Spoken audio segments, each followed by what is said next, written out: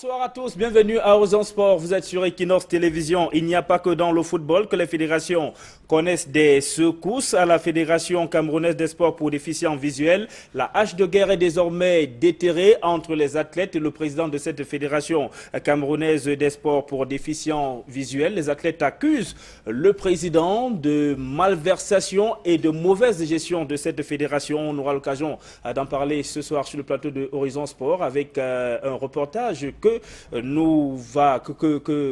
prévoit Aïsseri donc, qui va nous proposer un reportage ce soir sur cette fédération et cette crise que connaît cette fédération. Nous parlerons également de cette guerre entre les dirigeants de la parenthèse sportive du Ndé, parce que c'est comme ça qu'il faut désormais le dire. Chantal Louat, la présidente du comité provisoire de gestion de la parenthèse sportive du Ndé, était face à la presse ce jour dans la capitale économique du Cameroun. Elle a affirmé qu'elle ne va pas du tout abdiquer. Elle reste à la tête de ce comité provisoire de gestion de la parenthèse sportive du Ndé, mais elle déplore les mauvaises habitudes qui ont cours au sein de cette équipe-là. Elle tend la main à la faction qui est en dissidence, selon ses propres termes. On en parlera également ce soir sur le plateau de Horizon Sport, tout comme nous reviendrons sur cette liste des 23 joueurs convoqués par Alexandre Bellinga, le coach par intérim des Lions Indomptables du Cameroun. Cette équipe camerounaise qui va jouer ce match amical dimanche contre le Koweït. Et Hugo Broos, malgré son limogeage, ne loupe pas d'un seul instant cette équipe-là. Il n'a pas manqué de critiquer les choix d'Alexandre Bellinga. Il affirme d'ailleurs que cette liste-là, ces choix ne sont pas ceux d'Alexandre Bellinga qui lui ont été imposés. Voilà donc un peu le menu de cette édition de Horizon Sport avec nos invités ce soir. Jean-Baptiste Bissek, bonsoir. Bonsoir Sylvestre. Bonsoir.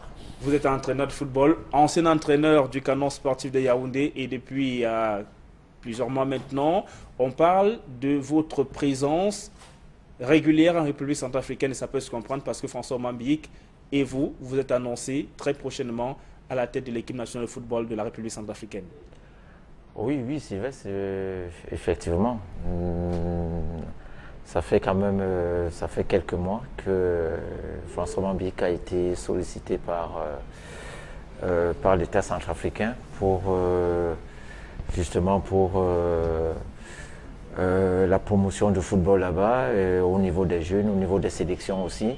Hein. Donc c'est un projet qui est très intéressant, qui tient à cœur d'ailleurs le président de la Fédération centrafricaine et puis l'État centrafricain. Donc Omar a été sollicité et comme vous le savez aujourd'hui, au niveau de l'entraînement, il y a toujours, chaque entraîneur va aujourd'hui avec son staff. Hein, un team coaching.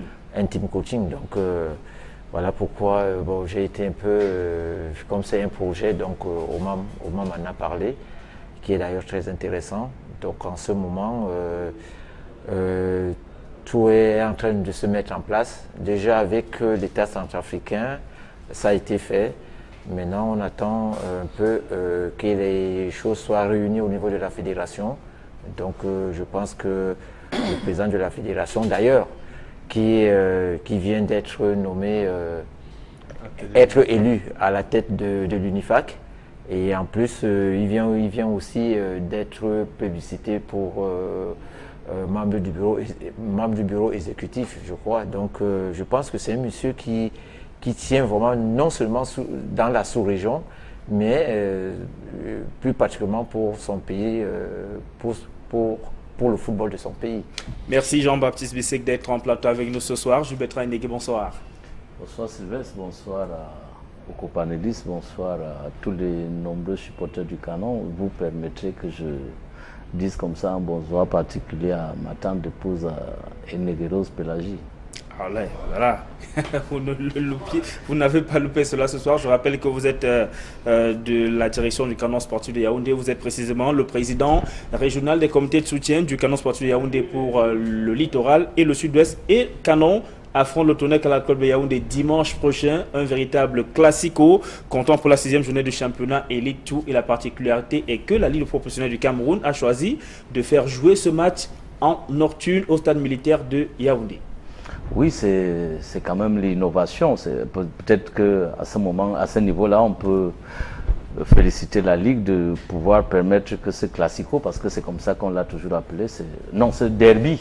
derby. Ce derby, que cela puisse se jouer en nocturne au moment où tout le monde, ceux qui vont, tu sais, vous savez que dans la région du centre, les gens sont tellement pieux, ceux qui vont à la messe et tout ça dans l'après-midi, vraiment, il y a des réunions et autres, que tout le monde soit rentré et que le stade militaire de Yaoundé soit comble ce jour. Et comme vous le savez, c'est un match qui a un double enjeu parce que le Canon se retrouve en tête avec 2 points d'écart sur le Tonnerre. Donc, ce qui fait que si le Tonnerre nous dame le pion, le Tonnerre va passer devant. Et si le Canon lui dame le pion, le Canon prend son envolée. Donc, je crois que tous les supporters du Canon, comme un seul homme, vont se lever tous pour y être très nombreux au stade pour que le vert et rouge dompte sur le noir et blanc. Voici Olivier Sémé, bonsoir. Bonsoir Hippolyte, je voudrais dire bonsoir à Jean-Baptiste et au président Jules Nigui, et sans oublier toutefois nos fidèles téléspectateurs. Je rappelle que vous êtes consultant sur Equinox Télévision et donc nous allons parler de cette crise au sein de la Fédération camerounaise des sports pour déficients visuels. Les athlètes s'insurgent contre la mauvaise gestion du président de cette fédération. Ils dénoncent notamment des tripatouillages lors des sélections quand il faut aller faire la compétition à l'extérieur. Je propose de découvrir tout cela dans ce reportage de Ike Cyril. Quiet, please. Le torchon brûle à la Fédération camerounaise des sports pour déficients visuels. Un groupe d'athlètes dénonce la gestion du président de la fédération, Norbert Tchoungi. La gestion au sein de la Fédération camerounaise des sports pour déficients visuels est patrimoniale.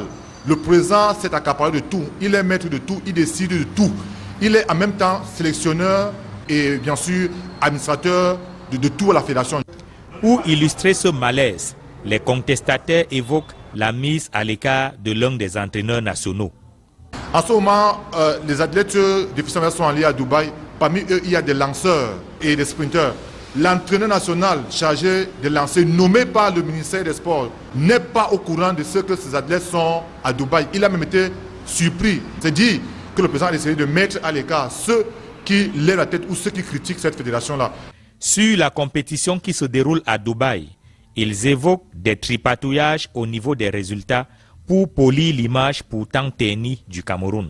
Les résultats ont été truqués par la fédération simplement pour sauver la face. Parce qu'en ce moment, ça va très mal au niveau de la fédération. On a un exemple, la course T11, catégorie T11. L'athlète, je vais le nommer, Charles-Christophe Atangana. Les médias ont annoncé qu'il a fait un chrono de 11 secondes 98 centièmes. Alors que si vous allez dans le site de la compétition de FASA, vous verrez que les résultats officiels, ceux qui ont été homologués par les techniciens là-bas, c'est 12 secondes 26. Et cela a été fait à dessein, question de sauver la face et dire que les performances vont crescendo alors qu'elles décroissent en réalité. Autre pomme de discorde à la FECASDEF, c'est le rançonnement et le racket des athlètes. En 2015, lors de nos premières compétitions, les FASA, la fédération nous a demandé de donner à chacun, à part les 16,11% qui étaient exigés par le ministère comme impôt sur la personne, la fédération exigeait à chaque athlète de donner 25 000 francs. Nous avons cotisé cet argent et nous ne savons pas à quoi a servi cet argent. Les athlètes sont arnaqués et il y a de l'escroquerie.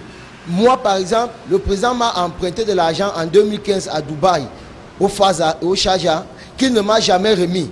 Il a emprunté à Tana Christol, il n'a jamais remis. Il a emprunté à Gaba Mohamed, il n'a jamais remis. Et il se plaît à dire qu'il ne doit de l'argent à personne. À la Fédération camerounaise des sports pour déficients visuels, un collectif est désormais né pour exiger le départ du président. Aujourd'hui, il n'y a plus rien à faire. Nous souhaitons le départ tout simplement du président. D'ailleurs, un mouvement est né parmi nous. TDP, Tchoungi doit partir à tout prix. Parce que les compétitions que nous faisons actuellement ne nous mettent pas en valeur. Vous avez vu que le Cameroun était vice-champion de CC Foot. On n'a pas pu participer à la deuxième édition de la CAN malgré notre titre glané ici à Douala. Et entre-temps, il fait voyager les membres de sa famille. Dernièrement, sa fille même était à Dubaï. Il a rançonné une maman qui a un club de goalball ici à Yaoundé pour toujours voyager pour les compétitions de Dubaï. Ça veut dire que rien ne va à la fédération. Nous demandons tout simplement son départ. Le collectif TDP, Tchoungi doit partir, rejette également le bilan financier présentés par l'exécutif de la fédération. En attendant la réaction du président Norbert Tchoungi, les prochains jours s'annoncent houleux à la Fédération camerounaise des sports pour déficients visuels. Et oui, leur détermination et surtout leur colère les a poussés à cette grande imagination. Hein. TDP, le collectif TDP, Tchoungi doit partir. Tchoungi, c'est le président de la Fédération camerounaise des sports pour déficients visuels. Vous avez écouté la réaction de ces athlètes qui s'insurgent contre la mauvaise gestion. C'est eux qui qualifient cette gestion ici du président de cette fédération. Vassilios Olivier Essémé, on se rend donc compte avec tout ceci qu'il n'y a pas que dans le football qu'il y a des problèmes. Oui, ben, vous savez, le mouvement sportif camerounais a mal. Les problèmes, on les rencontre presque les mêmes au sein des fédérations. Ben voilà, ce qui peut être un peu écœurant, c'est que ceux-ci sont déjà démunis parce qu'ils n'ont plus tout leur sens. En réalité, au lieu qu'ils se considèrent encore comme un poids dans la société, ils ont choisi de donner un sens à leur vie en pratiquant ces multitudes de sports. Chacun, n'est-ce pas, dans sa spécialité. Et tout ce qu'ils auraient souhaité, c'est un accompagnement, c'est un encadrement, c'est des infrastructures viables. Mais lorsque des sons dissordants arrivent comme ça dénote de tout le malheur et de tout le malaise aussi dont souffre, n'est-ce pas, notre mouvement sportif. On se souvient des belles prestations qu'a connues, n'est-ce pas, l'équipe de football lors de la Coupe d'Afrique des malvoyants que abritait le Cameroun, où on avait fini vice-champion. Je pense que ça a créé une émulation.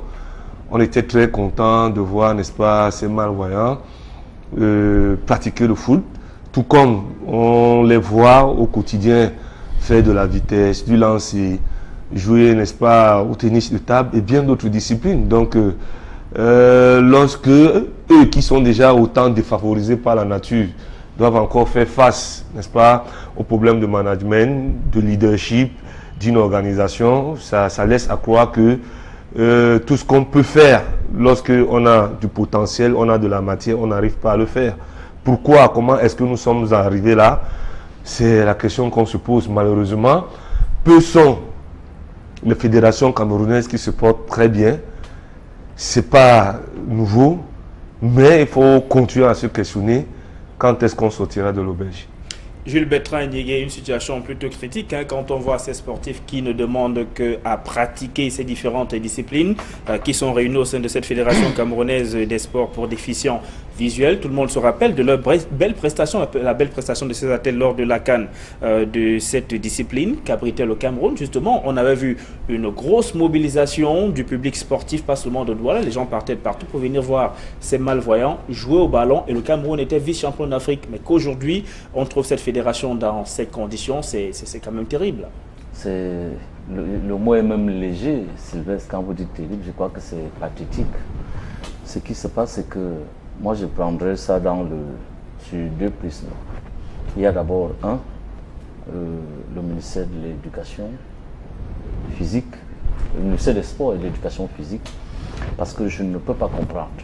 Quand vous voyez là où se situent tous les problèmes que court le mouvement sportif camerounais, ça vient du fait que tous les exécutifs à la tête de la majorité des fédérations, la majorité des fédérations, c'est des exécutifs qui sont échus.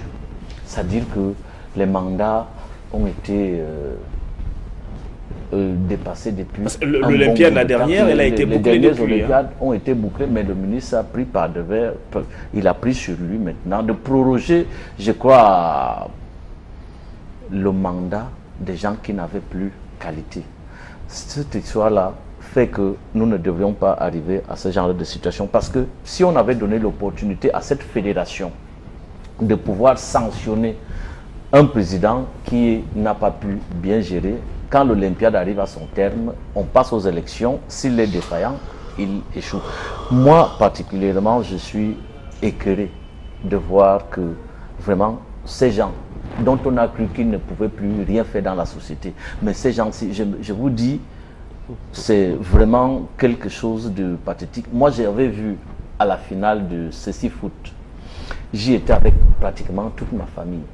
Je dis que nous exultions comme si c'était les Lions indomptables, vraiment. Mais c'était les Lions indomptables. Parce que c'était tellement... handicapé visuel. Quand tu vois quelqu'un qui ne voit pas, qui joue au ballon, il y avait un autre là avec les rastas, mais c'était terrible de voir le gars avec des feintes qu'il faisait, mais c'était vraiment terrible. Mais ce que je n'avais pas aussi compris, en dehors du fait que c'est le ministère, ce que je n'avais pas compris, c'est que je me suis dit que cette compétition allait créer un certain engouement presque national pour le président de la fédération de pouvoir vulgariser ce sport. Mais je crois que depuis que ce foot est fini, je ne crois pas avoir souvenance, peut-être que je me trompe, mais je ne sais pas si j'ai souvenance qu'il y a eu une autre compétition, ne serait-ce que nationale. Déjà que l'équipe nationale de foot du Cameroun a manqué la dernière CAN, celle qui s'est disputée l'année dernière. Voilà, ça veut dire qu'à un moment donné, même ce président de la fédération, il est coupable de beaucoup de choses. Je crois que ses enfants ont raison de pouvoir critiquer un certain nombre de faits parce qu'il aurait pu capitaliser sur ses acquis et maintenant vulgariser ce sport et que nous serions peut-être, comme on a été vice-champion, peut-être qu'au jour d'aujourd'hui, nous serions peut-être champions. Cela n'a pas été fait, mais je crois qu'il faille vraiment qu'on mette du pied sur la fourmilière. Le mouvement sportif camerounais est malade. Il ne faut pas qu'on fasse de la langue de bois. Le mouvement sportif camerounais est malade à tous les niveaux. Ce n'est pas que à ceci foot, mais c'est pire même encore qu'on en arrive là pour ceux qu'on aurait même pu épargner de ce genre de soubresauts. Je crois que ceux-ci qui sont déjà des malades, ceux-ci qui sont déjà des gens qu'on devrait même ne serait-ce qu'encadrer de manière... comment dire, on aurait pu encadrer ces gens de manière à ce que ce genre de choses qu'on vit ailleurs ne puissent pas les atteindre. Mais qu'on en arrive là, je crois qu'on a touché le fond. Et nous avons donné la parole à Norbert Tchoungui, le président de la Fédération camerounaise des sports pour déficients visuels. Nous reviendrons très prochainement sur sa réaction, mais notez déjà qu'il bat en brèche carrément toutes ces accusations qui sont portées à son encontre. Il affirme qu'il s'agit simplement des athlètes qui sont mécontents de ce qu'ils n'ont pas été retenus pour quelques compétitions, alors qu'ils n'avaient pas... il n'avait pas donné les résultats qui permettaient qu'il soit sélectionné pour ces différentes compétitions, Jean-Baptiste Bissek. Non, mais je pense que c'est petit de sa part de le dire, parce que je pense quand même que si nos compatriotes de cet état-là essaient déjà de créer des frustrations qu'ils vivent en ce moment, je pense que s'il parle du président, je pense que ce n'est pas le président le sélectionneur.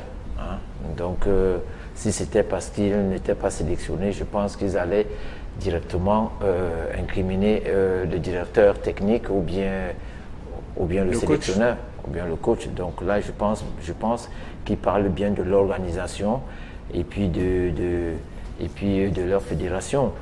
Non, mais je pense que on revient à la même chose qu'on a toujours parlé de la situation de la politique du sport au Cameroun. Parce que on se dit toujours, est-ce que c'est la politique au sport ou bien c'est la politique du sport? Donc là, directement, je repars dans le même sens que mon frère, en disant oui, il faut qu'au niveau du ministère des Sports, qu'on essaie de revoir tout, parce que le sport est effectivement en panne au Cameroun. Donc je pense que là, on parle des déficiences visuelles. Peut-être tout à l'heure, on en parlera du football. Et je pense que toutes ces fédérations-là connaissent les mêmes tares.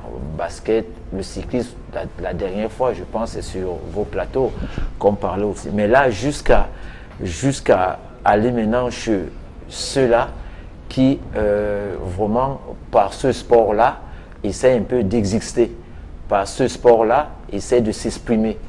Par ce sport-là, essaient de montrer la capacité, comment ils peuvent aussi s'en sortir et se faire plaisir et apporter un engouement, comme on parlait tout à l'heure. Moi, étant loin, j'avais vu justement cette compétition-là, où vraiment tout le monde s'était mis en marge pour aller vers eux, les supporter. Donc je pense que Je pense que on interpelle toujours et je pense qu'il faudra toujours continuer à interpeller vraiment l'État dans ce sens-là pour que ces gens qui se prêtent et se présentent au niveau des fédérations soient vraiment, qu'on sache qui et pourquoi ils veulent parfois être à la tête de ces fédérations-là. Et une autre discipline sportive où les athlètes sont régulièrement mal dans leur peau, c'est le football. Le football avec par exemple la Panthère sportive du Ndé, où la crise qui secoue le club depuis le début de cette saison a donné lieu à la division de ce club. Un club qui est déjà divisé, les joueurs qui sont d'une faction et d'autres d'une autre faction. Et jeudi, alors que la Panthère sportive du Ndé devait faire le déplacement de la ville de Tchang pour affronter AS Matelo de Douala, les supporters des différentes factions se sont livrés en spectacle. Je vous propose de découvrir tout cela dans ce reportage de Jérôme Narcisse Sobzé. Il ne se passe plus une seule semaine sans qu'on ne parle d'un nouveau rebondissement au sein de la Panthère sportive du Ndé.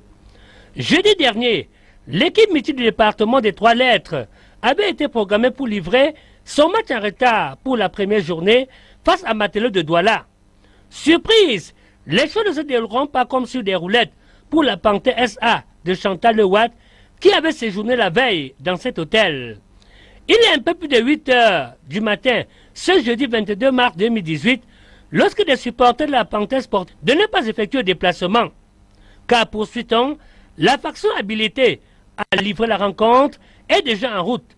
Un témoin raconte. Je Panthère aujourd'hui, vu ce qui s'est passé la semaine, l'équipe de Fama va se détacher de l'équipe de Madame le maire. Or, on a fait les supporters de Famawa sont venus barquer la route comme vous êtes en train de remarquer là. Vous voyez tout ça, c'est vraiment là, c'est pour ça. Aussitôt informé, les faits limites de la police et de la gendarmerie de Banganté se rendront sur les lieux.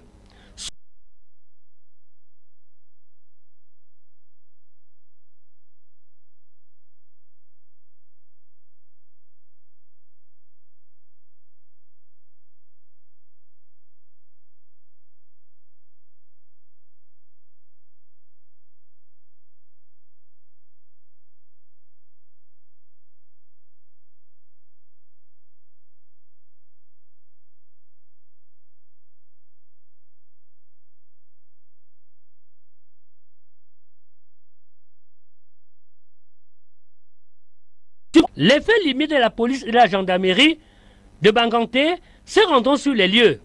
Suivront alors des échanges musclés avec les forces de maintien de l'ordre.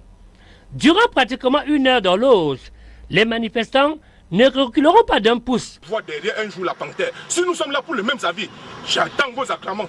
Vous acclamez et on voit ce qui va se passer. Vous êtes là pourquoi? On se serrait les pouces pour aller voir les matchs de la Panthère. Et il faudrait que ça se continue ainsi. Hein? Il ne faudrait pas que ça se place. Et à nos jours, dans tout le monde entier, c'est l'argent qui gère le football. Hein? Donc si celui qui a les moyens se dénonce, dans tout le monde entier, c'est l'argent qui gère le football. Hein? Donc si celui qui a les moyens se dénonce, observons-le. On ne sait pas si parler jusqu'au bout. Hein? Pourquoi le dégrader sans qu'il ne mette son plan d'action sur place? Donc, ici, on tient le même langage. En tant que fils né, en tant qu'ancien président Panthère, ne laissons pas cette équipe partir. C'est moi qui assume. Ne laissez pas cette équipe parce que s'il y a 2 équipes aujourd'hui, nous devenons en 4e division. Nous ne voulons pas aller en 4e division. Et si vous acceptez aujourd'hui, vous n'allez plus jamais voir le match à Banganté. Parce qu'il y aura encore conflit à Bafang et on va demander que le match est annulé. Les autorités disent ce qu'ils disent, mais après ils partent et nous laissent dans notre village. Moi je dis encore, l'équipe s'y peut se déplacer qu'à 15 h pour aller voir le match, pas maintenant. Il aura fallu l'arrivée du sous-préfet de Banganté, M. Bamdjanjo Aurélien, pour que la situation se décante légèrement. Le bus devant conduire les joueurs est finalement libéré aux environs de 12 h. Contre toute attente, bien organisé, le même bus transportant les joueurs de la faction SA tombera sur une autre embuscade à la sortie de la ville de Banganté. Ici, l'axe Banganté-Bafang est barricadé. Il faudra encore l'intervention énergique de la police pour libérer. Le même bus qui, aussitôt reparti, sera pris à chasse par un autre groupe de manifestants. Et c'est finalement dans le village de Bamena que le principal meneur des opérations, le nommé Yanz Tchanchou Théophile, un ancien président de la Panthère sportive du Ndé, sera finalement appréhendé par les forces de maintien de l'ordre et embarqué dans l'un des véhicules de la police pour une journée qui restera pendant très longtemps gravée dans les mémoires. Ainsi va la Panthère sportive du Ndé, club qui a longtemps séjourné en première division au Cameroun, mais qui a été relégué depuis la fin de la saison dernière. Vassilios Olivier Essémé, ce spectacle, comment le définissez-vous? Il est difficile à comprendre. Difficile à comprendre parce que la Panthère sportive est une équipe trop chère à la région du Ndé. C'est une équipe véritablement supportée. Mais voyez-vous, on a vu ces problèmes arriver et ces problèmes ont amené la Panthère à la deuxième division. Jusqu'ici, on ne trouve pas de solution. Je crois qu'à cette allure-là, la Panthère se verra simplement rétrogradée de 2 divisions parce que, ayant déjà perdu un premier match sur tapis vert, contre le Tonnerre de Yaoundé, parce que ce match qui a été annulé, qui a été interdit par le sous-préfet, je vais dire le préfet du département du Onkam, le match comptant pour la 5e journée de championnat Elite One, la Ligue a tranché, la Ligue professionnelle du Cameroun a tranché et a décidé que le Tonnerre de Yaoundé s'impose sur tapis vert, dont la Panthère sportive a perdu ce match sur tapis vert. Effectivement, donc ce qui devait inquiéter un peu les dirigeants de la Panthère, surtout des 2 factions, c'était effectivement de sauver la Panthère, donc de trouver des concessions ou un consensus pour éviter que la Panthère ne prenne ou ne perde un deuxième match sur tapis vert, ce qui sera synonyme d'un forfait général. Mais malheureusement, ce n'est pas ça. Les codes sont véritablement très tendus. Aujourd'hui, il faut donc se poser des questions, les responsabilités. Et quand on regarde au fond, on voit une rencontre qui est programmée sur 2 stades, 2 équipes qui ont toutes les 2 les licences pour jouer. Il faut se poser véritablement plusieurs questions. Quelle est la part de responsabilité de la Ligue qui a affilié la Panthère? Quelle est la part de responsabilité de la fédération qui établit les licences? Quelle est la part de responsabilité des 2 factions qui se battent? Parce qu'au fond, chaque joueur qui appartient à une faction suit ses émoluments et va vaquer aux entraînements comme il se doit. Et si d'aventure la Panthère venait à disparaître, ils attendront le mercato pour certainement en trouver preneur ou client ailleurs. Mais c'est le Ndé qui sera perdant avec et ses supporters, avec eux sa jeunesse. À quoi auraient servi ces batailles, ces querelles d'opposition où aucun cas ne veut, n'est-ce pas, céder un peu de la corde à l'autre? Non, véritablement c'est difficile. En tant que sportif, on a du mal à comprendre. Est-ce qu'on se pose véritablement la question de savoir, est-ce que c'est toujours le foot? Cette bagarre, son enjeu reste toujours la Panthère ou le football? Seuls ceux qui se battent ou seuls les fils du Ndé peuvent nous dire véritablement quelle est la pomme de discorde, n'est-ce pas, qui amène que la Panthère aujourd'hui soit un club qui a 2 équipes. Et Jean-Baptiste Bisseko au Cameroun, on constate que ce genre de problème, ce genre de lutte, de bataille pour le contrôle d'un club existe précisément au sein des clubs qui sont dits des clubs de forte communauté, des clubs populaires, la Panthère sportive d'Indé, Dynamo de Douala, Canon sportif de Yaoundé. Oui, apparemment. Parce qu'il y a le Tonnerre qui a connu ça, il y a le Canon qui a connu ça. Et Dynamo. Je pense que la Dynamo. Et aujourd'hui, la Panthère de Baranté. Bon, ben, je pense que c'est... Moi, c'est ce que la question que je me pose toujours, c'est que c'est ces factions qui s'installent pour discuter le club. Moi, je me demande toujours pour quel intérêt. Est-ce que c'est pour l'intérêt de la communauté? Est-ce que c'est pour l'intérêt du club même? Ou c'est pour les propres intérêts individuels et personnels, hein? Donc, c'est ça. Et puis voir aussi, comme je vous parlais tout à l'heure, que parfois j'ai peur qu'il y a la politique qui vient s'immiscer là-dedans parce que n'oublions pas que en cette période, c'est bientôt la période électorale, hein. Est-ce que c'est ça aussi? Bon, mais moi, je suis pas, je perds pas espoir que les dignes fils du Ndé se réunissent quand même pour trouver une solution, parce que je sais quand même, moi j'ai fait l'Ouest, hein, J'ai fait l'Ouest dans mon enfance, j'ai fait Bafoussam, donc toute cette zone-là, je connais très bien, parce que j'ai fait mon école primaire là-bas. Donc je pense quand même qu'avec le respect qu'on a avec tous ces chefs-là, et je pense quand même qu'il est temps aujourd'hui que ces chefs-là vraiment essayent de réagir au nom de la communauté, mais pas au nom d'un groupe. Parce que j'ai comme l'impression que quand je regarde parfois, quand ça m'arrive de regarder un peu cette affaire, parfois j'entends qu'il y a 6 chefs, 3 chefs, les chefs traditionnels. Ils sont 13 au total. 13, je pense quand même que c'est à partir. Et je sais que de ce côté de la région où vraiment le chef est très respecté, donc je m'étonne encore jusqu'aujourd'hui pourquoi les fils d'Undé n'arrivent pas encore à se réunir autour de ces chefs-là, justement pour trouver une solution. Parce que, et qu'on essaye quand même d'expliquer aussi aux gens aujourd'hui que ces clubs-là qui appartiennent à une communauté et que la nouvelle donne qui est aujourd'hui, c'est le football professionnel.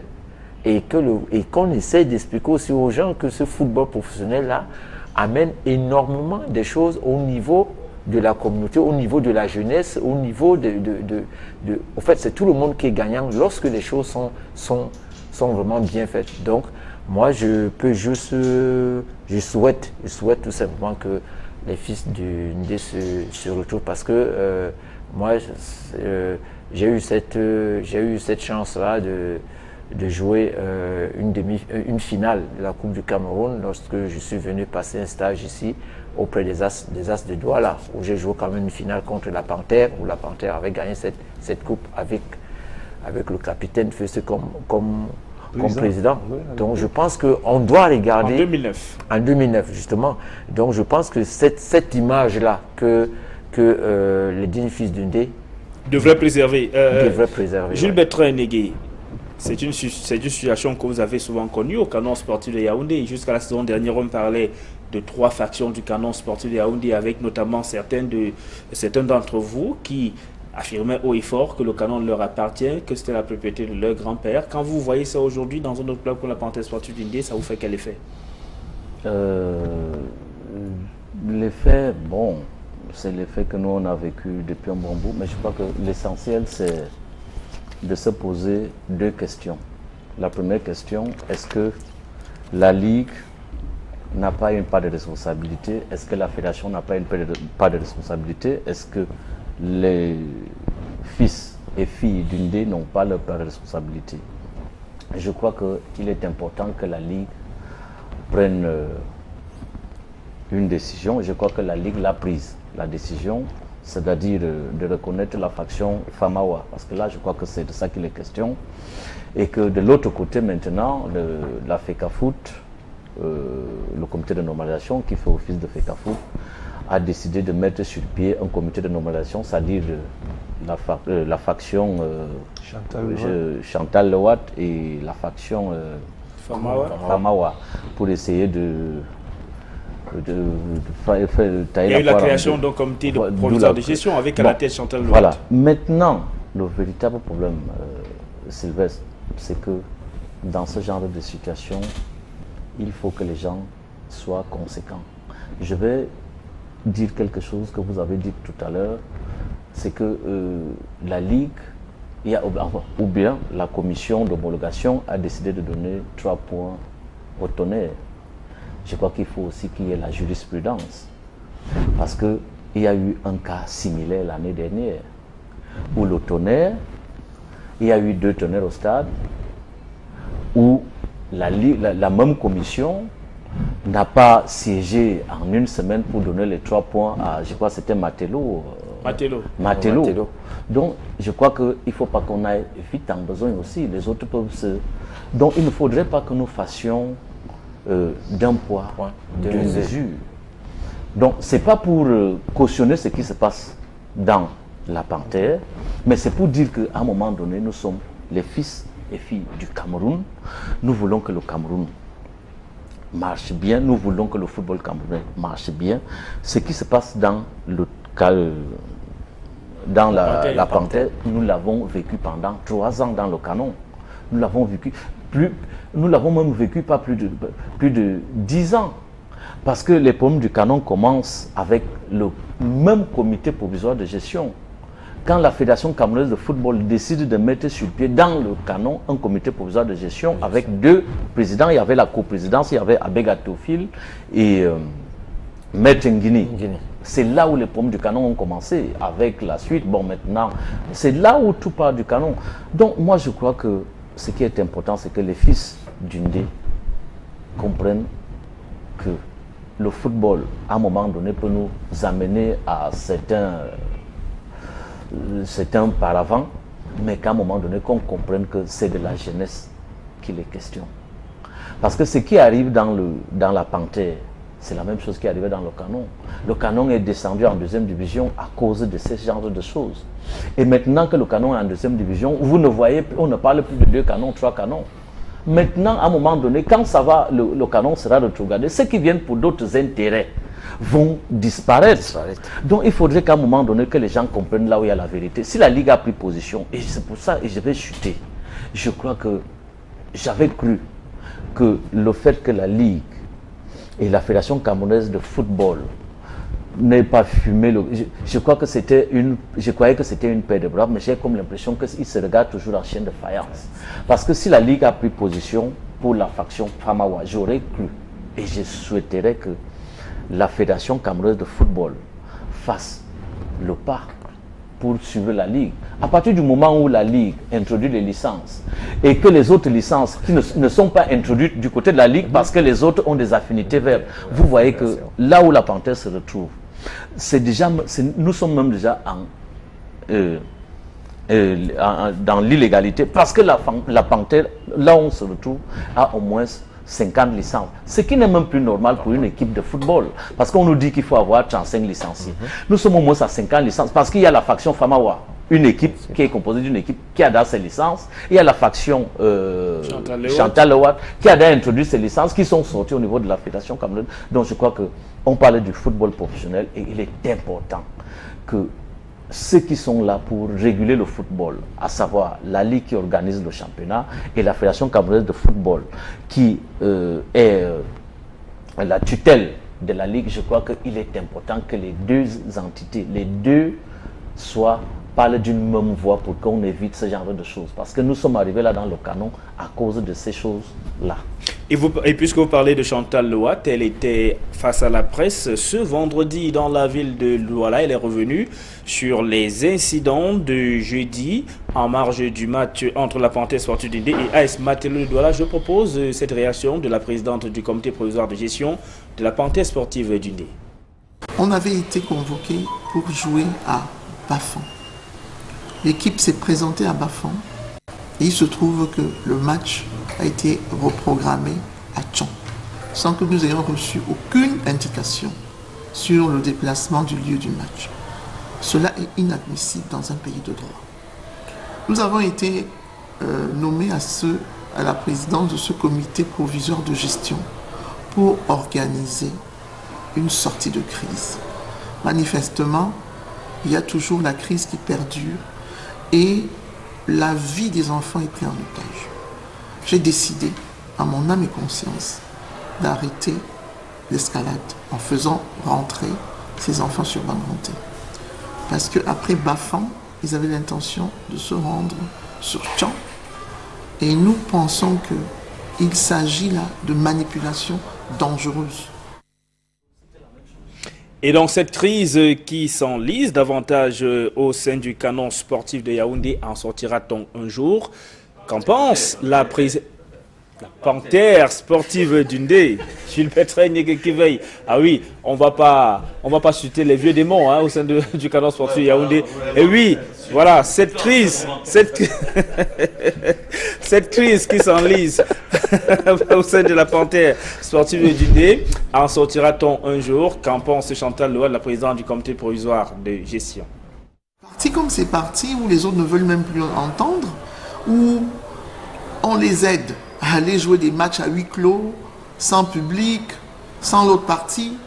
Le comité était pour réunir 2 parties. Manifestement, il y a un parti pris. Alors je ne sais pas comment ça se passe. C'est pour cela que je voudrais que les instances légales se saisissent de ce problème et nous disent ce qu'il faut faire. Nous rendons compte à chaque situation avec des ampliations acquis de droit. Donc il est question de faire cette conférence de presse arrive pour que l'opinion soit éclairée. Parce qu'au final, le pouvoir de l'argent est en train de distraire les gens. Et on ne sait plus très bien si on parle d'argent ou si on parle de football. C'est vrai qu'on a besoin d'argent pour jouer au football, mais il n'y a pas que l'argent. Il y a besoin d'honnêteté, il y a besoin de manière, il y a besoin d'élégance. Et je suis désolé de dire que aller jouer en catimini, ce n'est pas du tout élégant. Chantal Loaté, donc à la tête du comité provisoire de gestion de la parenthèse sportive du Ndé, qui avait été mis sur pied il y a environ 3 semaines par Dieudonné Api, le président du comité de normalisation de la FECAFOOT. Compte-t-elle rester à la tête de ce CPG ou est-ce qu'elle va abdiquer après ces différentes guéguerres au sein de la parenthèse sportive du Ndé? Écoutez plus de sa réponse. Moi, je suis dans la légalité. Je ne pense pas que s'il s'agit d'aller faire du pushing ball sur un ring et faire couler le sang, c'est sûr qu'on ne me trouvera pas là-dessus. Mais s'il faut continuer à parler, à expliquer aux gens pour qu'entendre raison, jusqu'à présent, je continue à croire qu'on parle avec des frères d'une même région, d'une même ville, d'une même contrée, d'un même pays et surtout des humains. Il n'y a pas que les gens de Banganté ou du Ndé qui aiment la panthère. C'est le monde entier qui aime la panthère. Donc il ne s'agit pas de faire... On n'est pas sur un ring de boxe. Je pense que le slogan que le président Franck Api a mis sur le CITEC... Dieudonné Api. Non. Franck Api, le président du club des footballs, il a mis adversaire un jour, ami toujours. Je crois que c'est de ça qu'il s'agit. Et je pensais, en acceptant cette mission, qu'il s'agissait d'être adversaire sur le terrain du football et ami dans la vie. Mais si on doit devenir des ennemis même dans la rue, ça devient... Il faut vraiment se questionner. Et à la vérité, Jean-Baptiste Bissek, c'est que seuls les joueurs qui sont de la faction Jean-François Famawa sont détenteurs de licence aujourd'hui. Et donc ceux qui sont avec Chantal Loaté n'en ont pas. Donc si on reste carré et droit sur les règles du football, seuls ceux qui sont détenteurs de licence sont habilités à jouer ce championnat. Et la Ligue professionnelle du Cameroun a décidé maintenant que pour chaque match de la parenthèse sportive du Ndé, elle rend public une liste des joueurs de cette équipe qui sont habilités à jouer un match au nom de la parenthèse sportive du Ndé. Mais je pense que si cette décision elle est prise, je pense que c'est ce qu'on a toujours, c'est ce qu'on a réclamé depuis un certain temps. Parce que lorsqu'il y a le lacisme, il y a l'incivisme qui s'installe. Et puis après, on commence à faire de n'importe quoi. On ne sait plus qui est qui fait quoi. Hein? Je pense que c'est le droit de la Ligue, si la Ligue en a fait des erreurs, de les corriger le plus rapidement possible et que la Ligue soit ferme. Parce que sinon, moi je dis, j'attire toujours l'attention à certaines personnes qui sont parfois autour de moi, où je leur dis, il ne faut pas qu'on se trompe de l'objectif. L'objectif du Cameroun pour 2019, c'est la CAN qu'on va organiser. Donc ce qui est sûr, c'est que cette année, le Cameroun va être vraiment regardé comment le football se fait au Cameroun, comment le football est géré. Donc là, donc il est temps que les décisions et que le règlement soit appliqué à la lettre. Donc, parce que là déjà, tout le monde se posait des questions. Pourquoi pour un même championnat, pour une même équipe, pour un même championnat, une même équipe peut être divisée en deux et que les deux factions aient les licences. Donc là quand même, mais ça ne peut qu'être une décision salutaire pour non seulement pour les jeunes, hein, et puis pour l'équipe aussi. Facile Olivier Essémé, y a-t-il un moyen, ne serait-ce qu'un seul, de sortir de cette crise à la parenthèse sportive du Ndé? Oui, je pense qu'il y a un moyen. La première solution, c'est de laisser que l'équipe qui est qualifiée au niveau de la Ligue puisse aller jouer les matchs et pendant que le championnat se suit ou se poursuit, les différents dirigeants des deux factions ont le temps n'est-ce pas, de s'asseoir. Et le comité provisoire de gestion qui a été mis sur pied par le comité de nomination de la FECAFOOT, qu'est-ce qu'on en fait? Bon, voilà, c'est... Quelles étaient donc les missions de ce comité de gestion et Je pense que c'était un bureau directoire. C'était un comité provisoire de gestion qui avait un mandat de 3 mois renouvelable et la mission, c'était celle, on va dire celle d'une présidence d'un club. Hein. Donc, ce comité provisoire de gestion avait pour mission d'assurer la gestion du club Panthère Sportif du Ndé. Et dans ce comité de gestion, on retrouvait Chantal Lewat qui représentait sa faction. On retrouvait le colonel Dengue qui représentait la faction de Jules-François Famara. Mais voilà, donc une fois de plus, c'est des questions qui sont difficiles à élucider parce que c'est des factions qui se sont rencontrées, où il y a eu une séance de travail, où on a donné une porte de sortie. Les gens ont donné leur accord, mais le lendemain de cette réunion de consensus, sur le terrain, c'est pas ce qu'on voit. Et aujourd'hui, on est véritablement inquiet parce que les images que nous avons vues tout à l'heure ne sont pas de gaieté de cœur. Imaginez qu'un jour de match, chaque faction aille empêcher l'autre d'aller au match. Ça va devenir une guerre sanglante. Et voilà, on se battra pourquoi? Ce ne sera plus du jeu. Donc moi je dis, jusqu'ici, on ne cerne pas le nœud du problème. D'un côté, on va parler de l'argent, mais l'argent seul ne suffit pas pour gérer un club, surtout lorsque c'est un club qui a une identité, comme celle de la Panthère du Ndé. Donc il faut plutôt voir, est-ce qu'aujourd'hui également les chefs sont dépassés? Parce qu'ailleurs, on a vu des clubs qui appartiennent comme ça, où la chefferie est à la tête. Ben, lorsqu'il y a un bureau qui n'arrive pas à fonctionner, les chefs reprennent leur patrimoine et le confient à quelqu'un d'autre. Et ça, vous savez de quoi vous parlez, hein? Oui, mais je sais de quoi je parle. Le Caïman de Douala, par exemple. Effectivement. C'est un exemple. Quand vous arrivez dans le Caïman, vous savez que le Caïman, c'est un patrimoine du canton à quoi? Vous venez, c'est à la chefferie qu'on vous confie l'équipe, on vous donne un mandat et on vous donne des méandres et des canevas dans lesquels vous devez fonctionner pour gérer le club. Alors, à un moment donné, vous apportez votre projet, la chefferie le valide, on vous donne carte blanche pour gérer.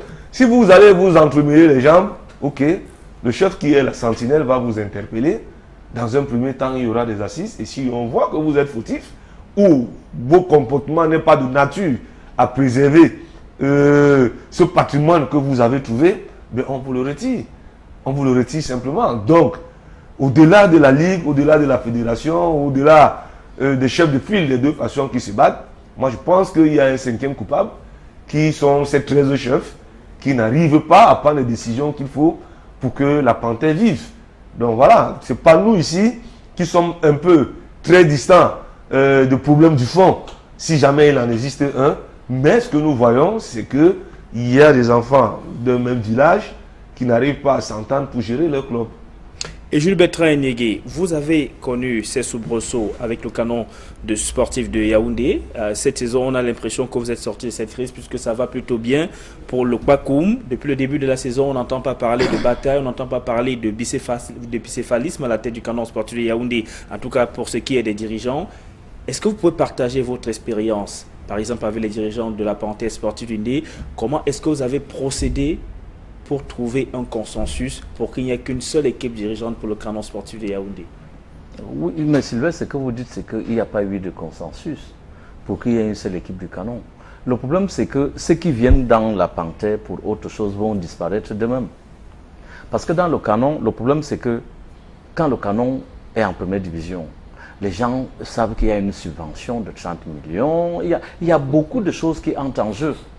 Maintenant, à partir du moment où vous partez en deuxième division, il n'y a plus de subventions. Maintenant, le sponsor même, je ne sais pas, sa dandine là, ceux qui venaient pour d'autres visées, autres que le football, autres que le canon, ils commencent à disparaître de même. Il n'y a jamais eu de consensus. La preuve en est que, pour le moment, c'est le comité de sauvetage de l'année dernière qui continue à gérer le canon. C'est qui continue à gérer le canon. Donc, pour vous dire que ce qui est important, c'est que les uns et les autres comprennent qu'en dehors de tout ce qu'on peut bien vouloir faire.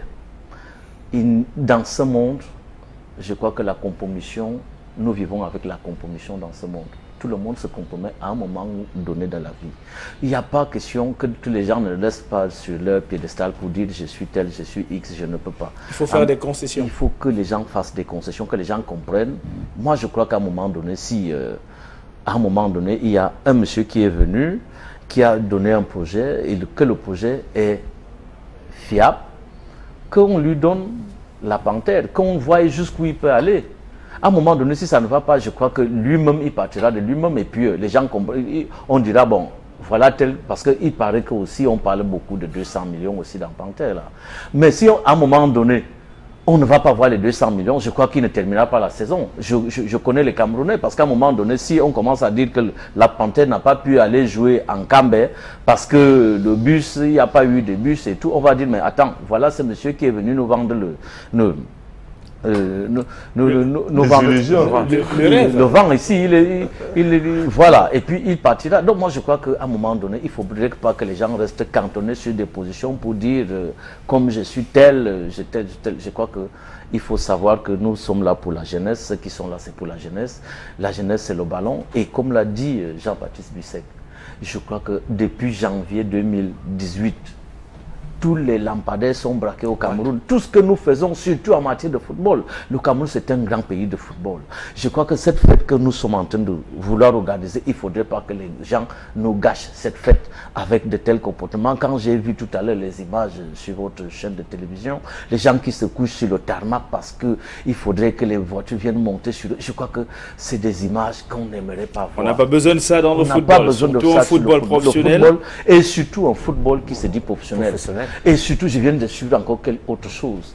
Qu'on me dise, dans un championnat professionnel, qu'on va donner la liste des joueurs habilités à jouer, vraiment de Dieu, je crois qu'il faudrait que la Ligue, la Fédération camerounaise de football, sorte un communiqué conjoint. Si le comité provisoire de gestion est déjà mis out, qu'on le mette out et qu'on reconnaisse la faction Famawa. Les autres ne pourront plus rien faire. Parce que si, dans ces conditions, les gens vont encore tirer les manœuvres pour dire non, nous c'est la fédération parce que c'est nous qui sommes la tutelle. Moi je vous dis que c'est le CPG qui existe, que la Ligue fasse ce qu'ils font là. Il y aura toujours les crocs en jambes. Si que les deux entités qui gèrent le football, la Ligue, la fédération, et je suis sérieux sur ce que je dis, Hippolyte, si cela n'est pas fait, vous verrez que nous ne sortirons pas de l'auberge. Peut-être que cette panthère va jouer, mais il y aura toujours des problèmes.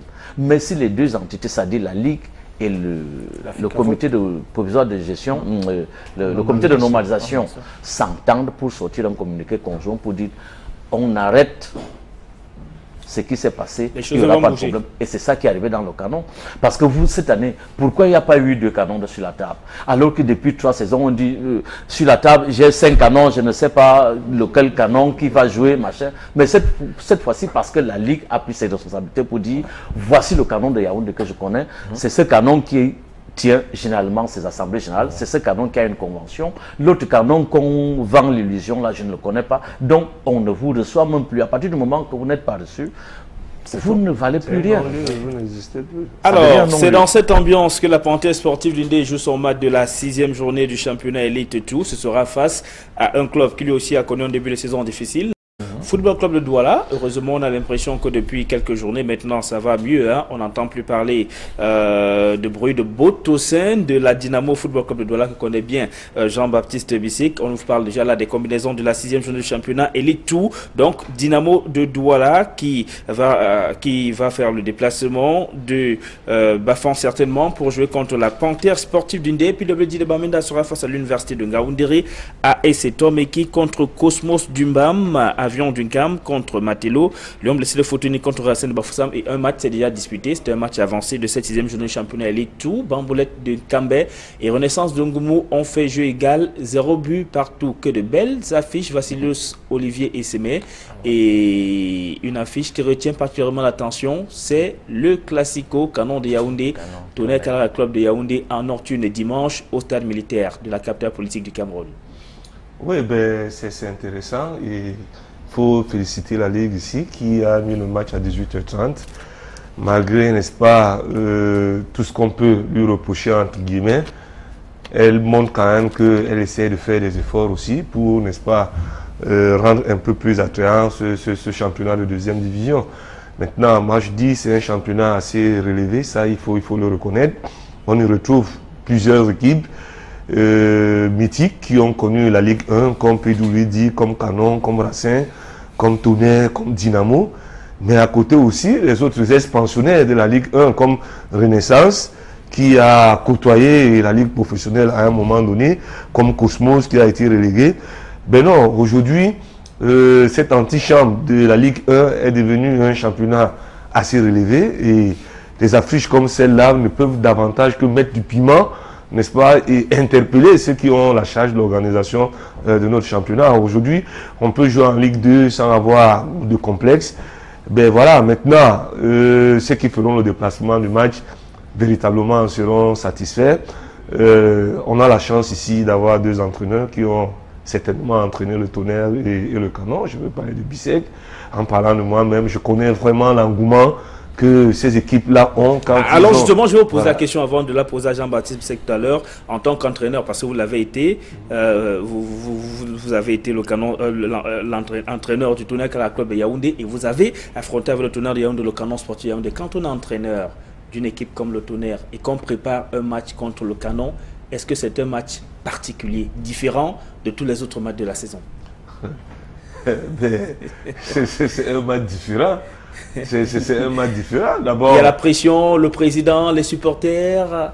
Effectivement, dans ce contexte-là, déjà, chaque équipe a son identité. Donc, au-delà des appellations, vous savez qu'à la jeunesse des clubs, chaque club se reconnaissait à un quartier, se reconnaissait à une ethnie, ça se reconnaissait. Donc, les clubs ont grandi comme ça. Et lorsque ce genre de match-là arrive, je pense que entre Kondongo et Vogada, c'est la chaleur qui monte. Et à un moment donné, qui sont pourtant des cousins, hein? Ben, ça n'enlève rien. Vous connaissez la fameuse histoire.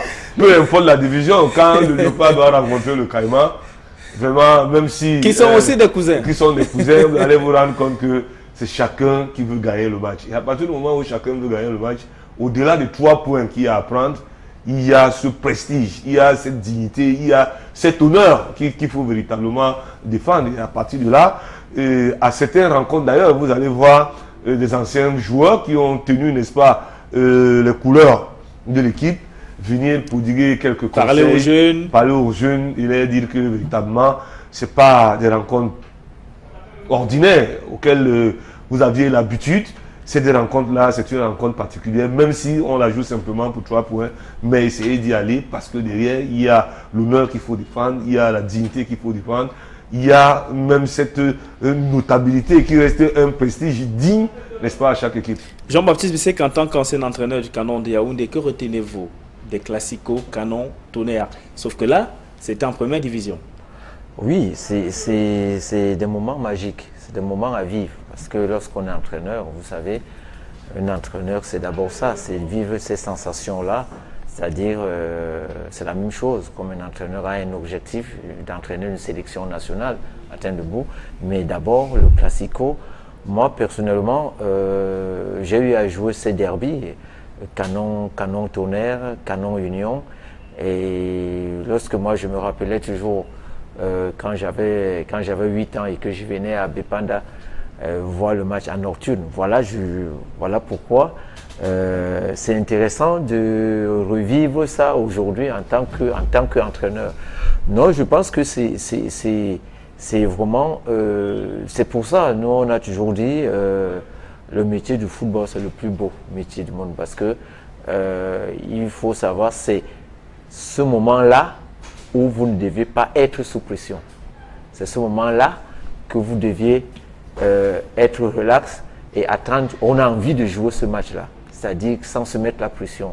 Parce que moi, je me rappelle encore, lorsque cette semaine-là, je préparais le match Canon Union au Canon Tonnerre et qu'on jouait le dimanche et que le mercredi, j'avais mis mes joueurs au repos. Est-ce qu'il y avait les patriarches de Vogada qui venaient vous parler? Est-ce qu'il y avait... Mais vous savez, les dignitaires, il y avait les joueurs, savez, les et c'est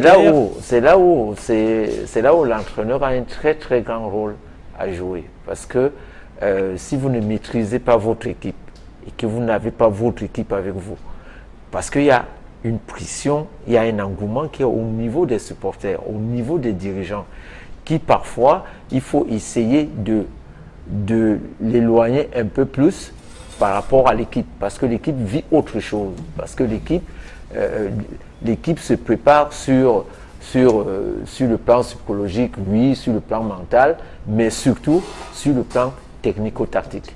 Donc c'est là où tout se place, et quand un entraîneur a déjà son plan de jeu, il sait ce qu'il a à faire par rapport, parce qu'il a eu les informations de l'équipe adverse, et surtout moi je me mettais toujours au stade où il faut produire du spectacle. Alors Jules Bertrand Négué, aujourd'hui vous êtes dans la gestion du Canon sportif de Yaoundé. Le club est en deuxième division, comme le Tonnerre de Yaoundé. On était habitué depuis les années 80 à voir les classiques de ces deux clubs en première division. Est-ce que le fait que ce soit en deuxième division, ça a un goût différent de celui que ces clubs pouvaient transmettre quand ils étaient en première division, et maintenant, comment est-ce que ce match, vous le préparez au niveau de la direction du Canon sportif Yaoundé, le match contre le Tonnerre, le match de dimanche prochain en Nocturne au stade militaire de Yaoundé? Oui, Sylvain, je vais vous dire que les matchs Canon-Tonnerre, quand vous êtes dirigeant du Canon, vous dites d'abord à vos joueurs, vous pouvez perdre tous les matchs, sauf le match contre le Tonnerre. Je vais vous raconter une anecdote. Ça, c'est les dirigeants qui... Oui, c'est les dirigeants. Les dirigeants ont dit aux joueurs, à l'entraîneur, vraiment, tu perds le match si, vraiment, nous, on n'est pas d'accord avec toi. Je vais vous raconter une anecdote. Quand le championnat, le calendrier est sorti, comme le calendrier TADA a sorti, le calendrier de la Ligue 2, à un moment donné, quand le calendrier est sorti, la première question, tout le monde demandait, Canon Tonnerre, c'est quand? C'est quand? Et tout le monde, c'est 6e journée. C'est-à-dire que le message, c'est-à-dire que depuis qu'on jouait la première journée, tout le monde attendait seulement la 6e journée parce que, ce derby nous a manqué. Il est bien vrai que nous le jouons en deuxième division, mais je vous dis que la capitale, Yaoundé, sera en ébullition. Elle attend ce match. Tout le monde attend ce match. C'est des nostalgiques. Il y a des gens qui m'ont appelé pour me dire, depuis 10 ans, je ne suis pas parti au stade, je serai au stade. Ils partiront au stade. Et c'est pour ça que, à un moment donné, je peux dire que, au moins, comme l'a dit Vas, la Ligue au moins a compris, c'est des matchs qu'il ne fallait pas faire jouer soit un mercredi, faire jouer comme ça. Ou bien à 14h ou à 14h. Si la Ligue, je peux mettre les gens au défi, on aurait mis un autre match. Un match Yafoot, je n'ai rien contre Yafoot, contre autre, au stade Omnisport, il y aurait 5 spectateurs. Mais au stade militaire, ça sera le plein de... Sauf que Jules Bertrand Négué, ce n'est plus aussi la même passion dans ces matchs-là. On a vu en première division au stade Omnisport, à Mandaï de Yaoundé, il y avait à peine parfois 1000 personnes au stade aussi. Non, oui, là ce n'était pas le cas. Je vous dis le dernier match, je vais encore vous dire, le dernier match Canon-Tonnerre, c'est quand Roger Mila rentre pour aller à la Coupe du Monde 94. Je crois que c'est le premier match, le seul match de première division qui a encore fait le plein du stade Omnisport. Donc les matchs Canon-Tonnerre, c'est autre chose que ce que vous et moi voyons sur le terrain. C'est des matchs qui se préparent, c'est-à-dire que c'est des paris, pas comme qui se font ailleurs. C'est les mêmes paris, c'est-à-dire que tu vois quelqu'un, on dit, les gars parient tout. C'est-à-dire que du plus petit au plus haut. Donc pour dire que c'est un match que nous préparons sereinement, c'est un match qui doit nous donner une envolée, c'est un match dont nous sommes sûrs. Parce que justement vous êtes un peu au coude à coude. Nous sommes au coude à coude, c'est une différence. Canon et Tonnerre. Oui, mais je crois que avec le coach Ngwe et Likumba, le travail qu'ils abattent, je crois que c'est un travail de sap et je crois que ceux qui ont eu... Mais il y a aussi le coach Abba Jules qui fait aussi un bon travail au niveau du Tonnerre. Oui, moi je vais parler de... Lui parle de mon club. Donc moi je crois que...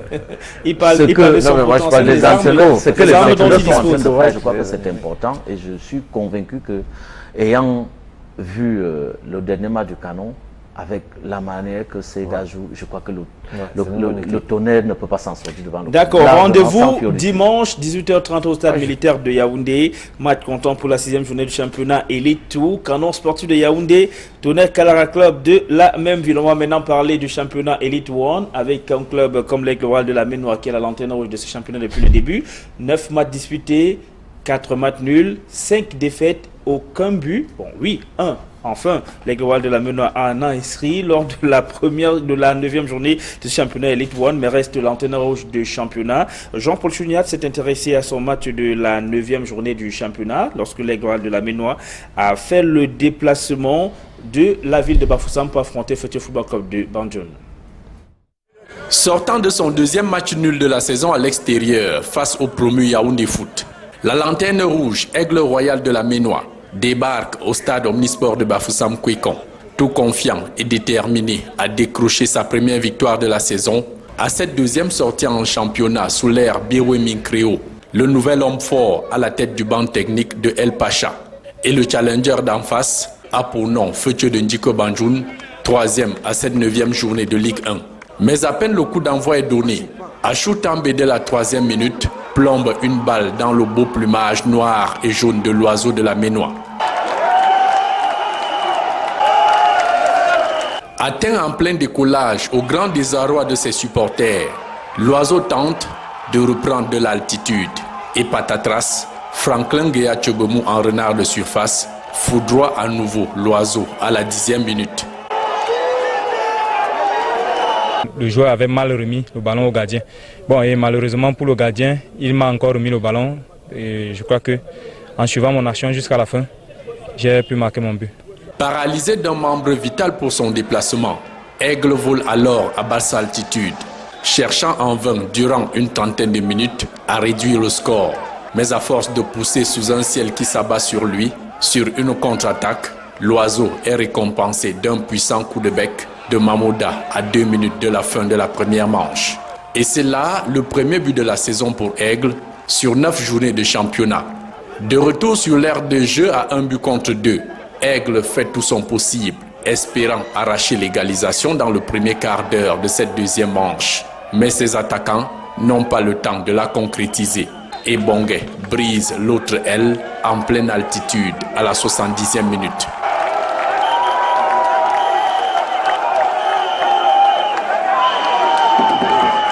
Foudroyé pour une 3e fois, l'oiseau de la Ménois reste en chute libre jusqu'à la fin du temps réglementaire. 1 but à 3 au coup de sifflet final, concédant ainsi sa 3e défaite à l'extérieur. Pour le coach Biroué Minkreo, rien de surprenant, toutes les données étaient faussées dès le début de la préparation d'avant-saison. La qualité même des joueurs, la qualité même du travail, donc tout arrive. Pour toute la famille El Pacha, Aigle a certes marqué pour la première fois. Reste qu'il court toujours après une première victoire de la saison. C'est vrai, j'ai marqué, c'est bien beau, mais après mon but, il sert à quoi? Du moins, le parcours de l'Aigle demeure royalement inquiétant. 0 victoire, 5 défaites, 4 nuls. 9 buts encaissés pour un seul inscrit, avec à la clé 4 maigres points. Dernier des derniers au classement provisoire. Côté Feuille de Banjoun, ce 5e match pour une 4e victoire à domicile a été très difficile en raison des changements opérés dans le dispositif offensif. On a essayé encore une nouvelle attaque, les petits Kameni à jouer, même les petits Kirikou à la fin, je crois qu'on connaît d'essayer des joueurs. Comme on a gagné, nous sommes contents. On aurait souhaité gagner la semaine passée, mais on gagne aujourd'hui. C'était un derby, tant mieux. On est premier, bon, c'est à la fin qu'il faut l'être. Du moins pour les poulains du coach Magoula Foutila, l'essentiel est sauf. Une victoire pour retrouver le fauteuil. L'essentiel est sauf. Une victoire pour retrouver le fauteuil de leader à 18 points, même si au coude à coude avec Coton Sport de Garoua et Fauveau de Baham, 18 points chacun. On avait traîné le pas, il fallait mettre tout le maximum pour arriver à toujours à notre première place. Et aujourd'hui, on l'a fait. À la 10e journée, Feuille s'expliquera à Yaoundé face au 6e et Dingsport de la Liquier. Et l'oiseau de la Ménois, dans un duel des relégables au Sénagès de Tchang, tentera de neutraliser le feu du Dragon de Yaoundé, 17e à 6 points au tableau. Ça va donc mal pour l'Aigle Royal de la Ménois qui n'a pris que 4 points depuis le début de la saison sur les 27 possibles. Donc il va falloir travailler encore dur. Ça fait 9 journées et la 10e journée ce sera dimanche prochain. Mais d'abord parlons de cet autre match qui s'est disputé lors de cette 9e journée de championnat Elite 1. C'était à Mélon. Stade Renard recevait Unisport du Oncam, le flambeau de l'Ouest qui a fait un déplacement quasi désespéré parce que lors de la préparation de cette rencontre, l'Unisport du Oncam tenait absolument à rentrer dans le département du Oncam avec les 3 points, mais c'était sans compter sur la détermination de Stade Renard de Mélon, certes qui a été tenu en échec, 0 but partout.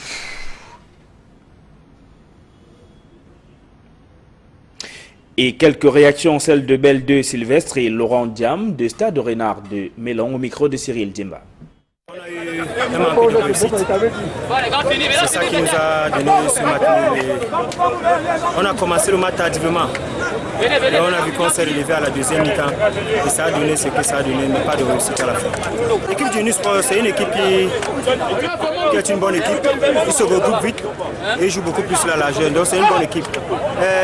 Elle est vraiment composée des hommes matures qui ont d'ailleurs voulu leur bourse en première. Ça ne gagne pas sur 3 ou 4 matchs, ça commence à être lourd. Je crois que les enfants font un effort de produire au moins du jeu, même si on est trop laxiste devant les buts. Au niveau des buts, on est un peu faibli. Je crois qu'il faut être un temps soit peu un peu plus courageux dans une méthode. On ne peut pas continuer à jouer comme ça et ne pas avoir de résultats, ça commence à être compliqué. Il faut se poser de bonnes questions. Je crois qu'il faut être courageux de reconnaître que sur le plan offensif, on n'est pas bien. On n'arrive pas, on marque très peu, on se procure très peu d'occasions depuis un temps. Je pense que c'est le gros problème. Il faut continuer à se mettre dans cette valeur-là, bien réfléchir pour savoir que faire pour la suite, alors qu'il y a un match très important dimanche. Des regrets pour Théophile Funkou et Antoine Gueuleux du côté de l'Unisport du Oncam parce que perdre des points dans ce championnat à 3 points justement, ça peut parfois être préjudiciable. Je propose de les écouter au micro de Alain Siki et Jonas Miami.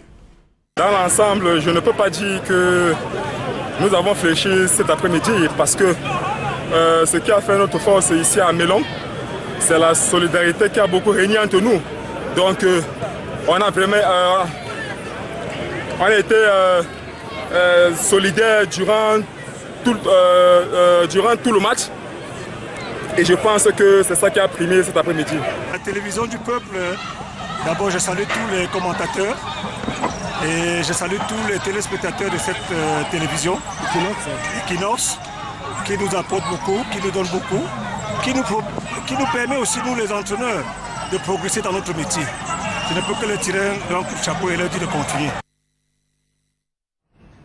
Et oui, Théophile Funkou, le coach adjoint de Unisport du Oncam. Maintenant, on va jeter un coup d'œil rapide sur le classement de ce championnat à l'issue de la 9e journée. Vous allez voir que oui, Feutu de Bandjoun est l'actuel leader avec 18 points, suivi de Fouvou de Baham, 18 points, alors qu'à l'issue de la 8e journée, c'est Fouvou qui avait dévancé Feutu. Feutu vient de récupérer son fauteuil de leader. Et le Coton Sport de Garoua a été relégué à la 3e place au classement avec 18 points dans le milieu du tableau. On retrouve par exemple Bamboutos de Bouddha à 12 points. Pareil pour Unisport du Oncam. Et dans le fond du tableau, premier relégable, New Star de Douala, 7 points avec un match en moins.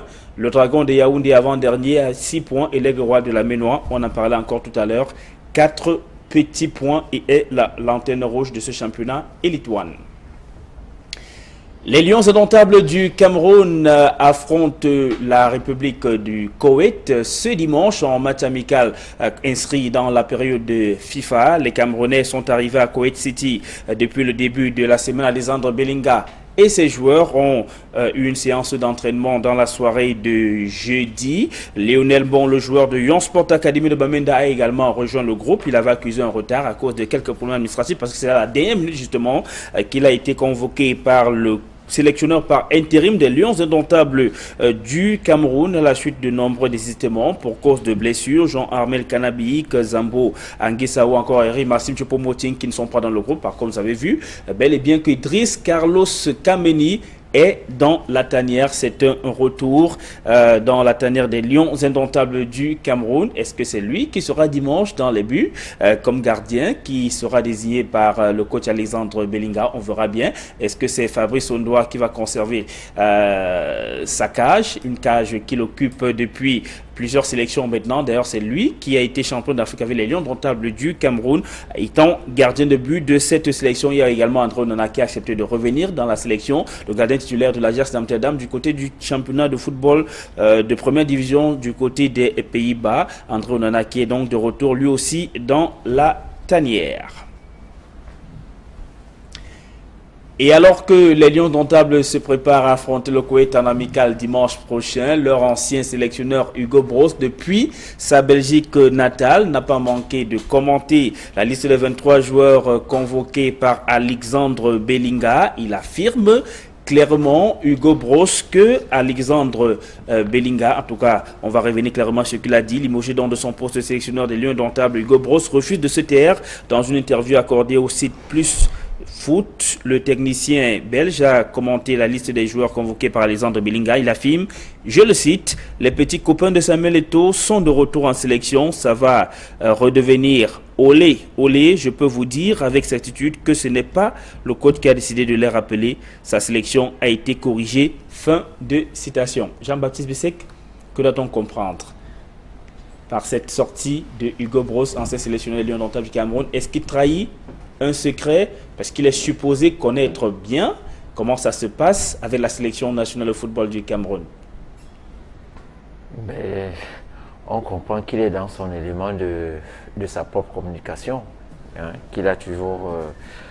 et on sait aussi que ce n'est pas son point fort au niveau de la communication. Hein. On en sait un peu à partir de cette histoire de Busselgate. Hein. Donc... non, ça me laisse à 37. Ça me laisse à 37 parce que vraiment, voilà déjà un monsieur qui est arrivé. Bon, certes, on ne pourra jamais le lui enlever. Il nous a donné une canne. Et ça, c'est l'objectif quand même. C'est une fierté d'un entraîneur d'aller dans une compétition et puis de la remporter. Mais quant à vouloir aujourd'hui critiquer les choix du sélectionneur, donc celui qui a été son adjoint, c'est l'expression d'une frustration? Je pense que jusqu'à aujourd'hui, moi ça vient que de moi. Je pense qu'il n'a pas encore digéré que le Cameroun n'ait pas pu renouveler son contrat parce qu'il avait encore envie de rester au Cameroun. Bon, mais si c'est dans ce sens-là qu'il veut exprimer ça, en voulant transmettre, par exemple, son manque de personnalité, si lui il a vécu ça en pensant que tout le monde peut l'accepter, je pense que moi j'ai suivi, je vous dis, je regardais l'interview du coach Belinga. Pour là, vraiment, moi j'étais en joie sur mon fauteuil en l'entendant donner ses déclarations, en donner ses objectifs, en donnant là où il veut aller. Donc je pense que si aujourd'hui c'est remis en cause, vouloir remettre ça en cause par Hugo Broos, c'est pas galant de sa part. Justement, Vassilios Olivier Sémé, depuis cette sortie de Hugo Broos, beaucoup d'entraîneurs de football au Cameroun affirment que ce n'est pas du tout élégant de sa part hein, de faire de telles observations malencontreuses à l'endroit de son successeur, Alexandre Belinga, qui a d'ailleurs été son adjoint. Est-ce que vous pensez, comme certains, que c'est une frustration de Hugo Broos, peut-être de voir que Alexandre Belinga, avec qui il a travaillé, ne s'est pas lancé dans la continuité de ce qu'il a, ça veut dire appeler tout le temps les mêmes joueurs que lui, Hugo Broos utilisait, ou alors c'est l'expression d'un mécontentement, le mécontentement, celui de ne pas avoir vu son contrat renouvelé sur le banc de touche des Lions indomptables du Cameroun?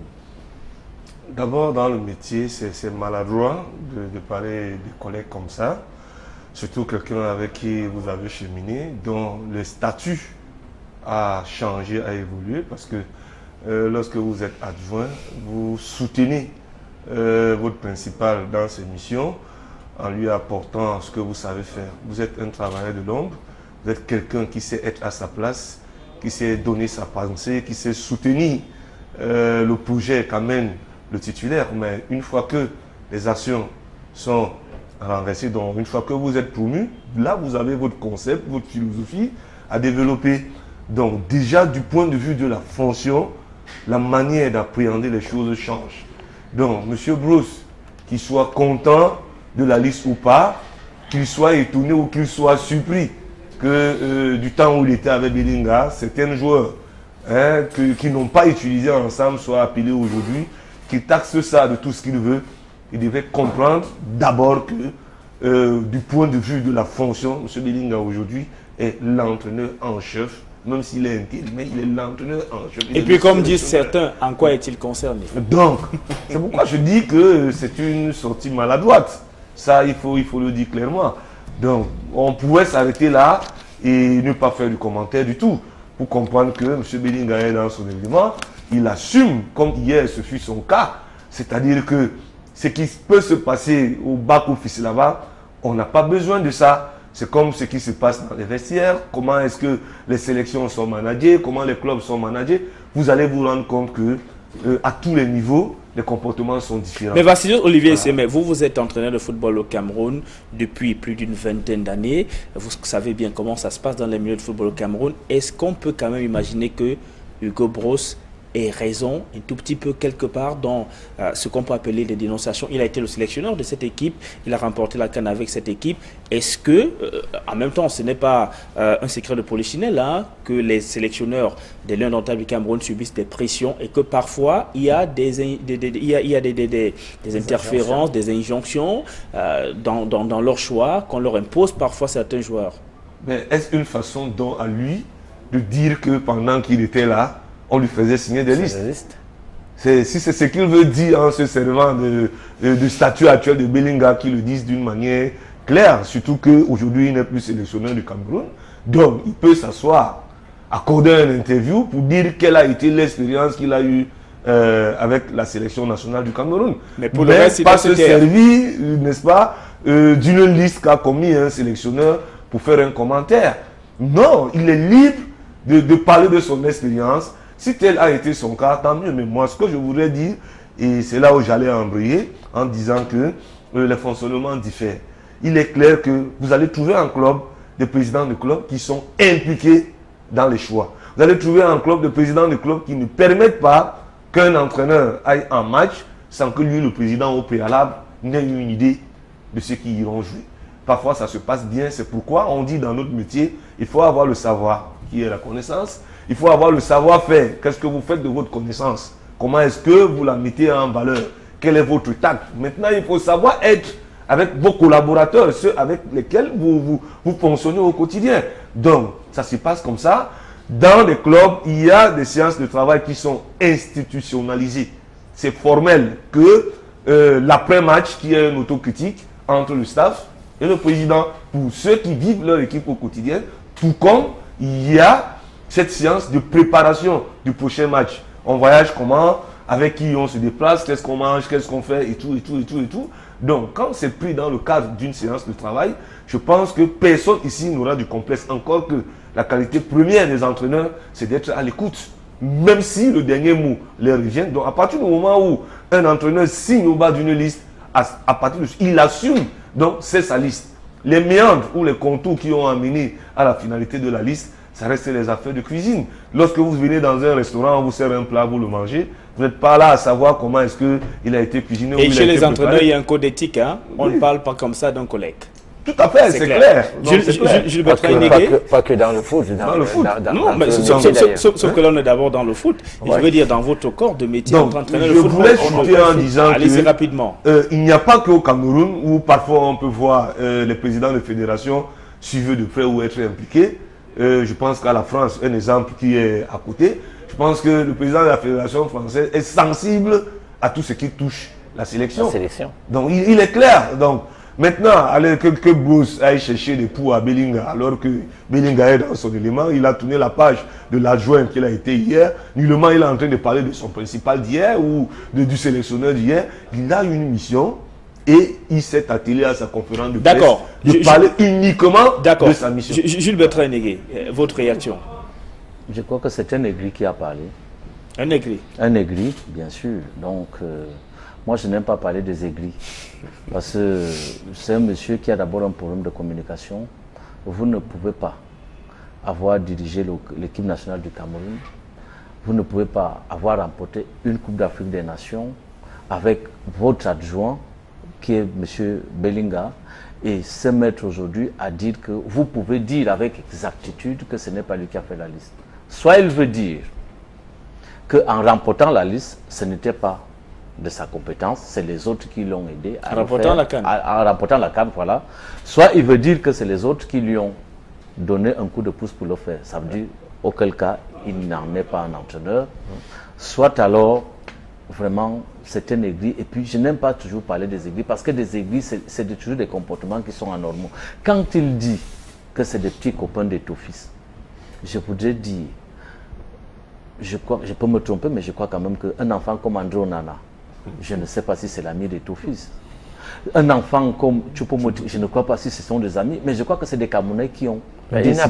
Il n'a pas pu les gérer. Qui n'a pas pu gérer, c'est des Camerounais qui n'a pas pu lui qui était sélectionneur, n'a pas pu les gérer. Tous les Camerounais qui suivent le football ont vu la simulation de la blessure de Choupo-Moting au Nigeria pour comprendre que un joueur, vous ne pouvez pas frustrer un joueur de la trempe de Choupo-Moting à ce niveau. Il n'est pas que le seul. Il n'est pas que le seul. Il y a tellement eu de frustrations. Il a tellement frustré des joueurs. Les joueurs comme Nicolas Nkoulou. C'est des frustrations, c'est déjà des joueurs qui sont tellement professionnels et qui sont même allés jusqu'à la fin de la CAN. Parce que Nicolas Nkoulou, c'est des joueurs qui seraient même partis avant la fin de la CAN. Mais le professionnalisme et la camerounité qui vit en eux a fait qu'ils continuent la compétition jusqu'au bout. Donc, pour l'heureux résultat qu'on a pu voir. Événement. Alors, on va bientôt sortir cette édition de Horizon Sport, mais on va parler du football chez les corpos et vétérans, surtout ceux du département de la Ménoire, dans la ville de Tian. Ça ne va pas du tout bien pour l'Aigle Roi de la Ménoire, le club phare de ce département, mais chez les vétérans quand même, on essaie de s'organiser pour jouer au ballon. Leclerc Tchakem. Le football, sport roi au Cameroun, est un facteur d'unité. C'est dans cette optique que les vétérans des 8 départements que compte la région du soleil couchant se sont retrouvés au scénario de Tchang le week-end dernier. Après la phase éliminatoire, 2 équipes ont tiré leur épingle du jeu, le Noun et le Onkam. Les 2 formations ont disputé la grande finale. En but partout, au terme des 90 minutes, la science des tirs au but va sourire au Onkam. 3 tirs contre 2, de quoi susciter la joie des Onkamois. Président très complet, très satisfait, car ça n'a pas été évident. L'année dernière, c'est une année expérimentale. Cette année, nous avons remporté ce trophée. Et nous tenons à dire vraiment grand merci au comité d'organisation, merci aux vétérans de l'Ouest, merci à l'association des vétérans de l'Ouest, merci aux vétérans du Onkam, je suis président. Merci également surtout à notre très bon gardien, tout le monde l'a vu. On va demander au fans club, s'il vous plaît. Nous ne serons pas gagnants de cette finale. S'il vous plaît, on va demander au fans club de se mettre. Merci à tous. Le président du comité d'organisation se félicite de cet engouement et annonce des innovations. Nous en sommes très satisfaits. En tant que dirigeant, nous aurions bien voulu gagner cette finale. Le département participe. Et c'est des clubs qui ont souvent réclamé. Je crois qu'à partir de cette année, sous les gilets de l'Africa Foot, nous allons organiser maintenant au niveau départemental. Et ce sont les champions départementaux qui vont se retrouver au niveau de la régionale. Ça ne sera plus par population. Vous avez vu, il n'y a pas de tricherie. Beaucoup de fair play. Beaucoup de fair play. C'est essentiel. Le meilleur a gagné. C'est essentiel.